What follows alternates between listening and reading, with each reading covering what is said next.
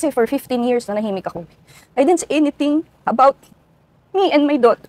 Siguro naman ito na lang yung karapatan na pwede kong para sa kanya. Kasi hindi naman ako nagsalita eh. We exist. What we had is real. Me and my daughter exist. Kaya lumantad, ex-lover ni Francis Magalona, tatakbo palang kagawad. Tatakbong kagawad ang nagpakilalang ex-lover ni Francis Magalona kung saan inilihim daw nila ang kanyang relasyon ng 15 taon.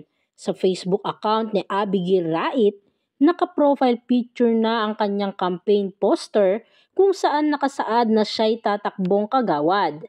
Sa barangay Toklong sa Kawit, Cavite, kandidato ang dating karelasyon ng pumanaw na legendary rapper. Matatandaan, binunyag ng isang dating flight attendant ang naging relasyon nila ni Francis Magalona bago pumanaw ang legendary rapper.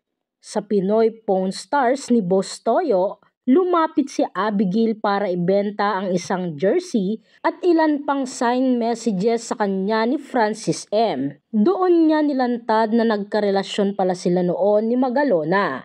Anya, nakita siya ni Francis M sa Itbulaga at kinuha ng yumaong rapper ang kanyang number. Nakita nyo naman sa letter na may I love you so much. So meaning to say, may relationship.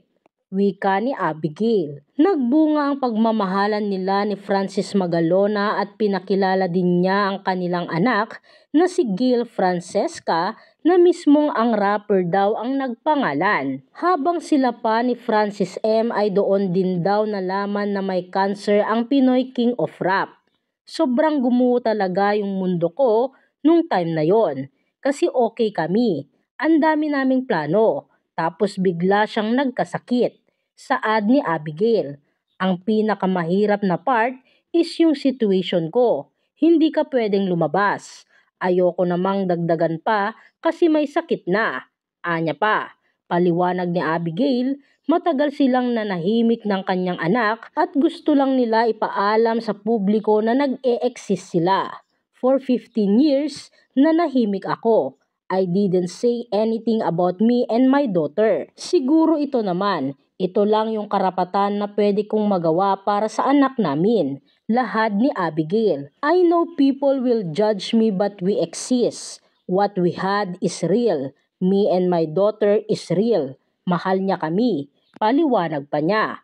Naibenta niya kay Boss Toyo ang jersey at autograph ni Francis M ng 500,000 at nais niya sanang ma-preserve ito sa museum na itatayo ng social media influencer.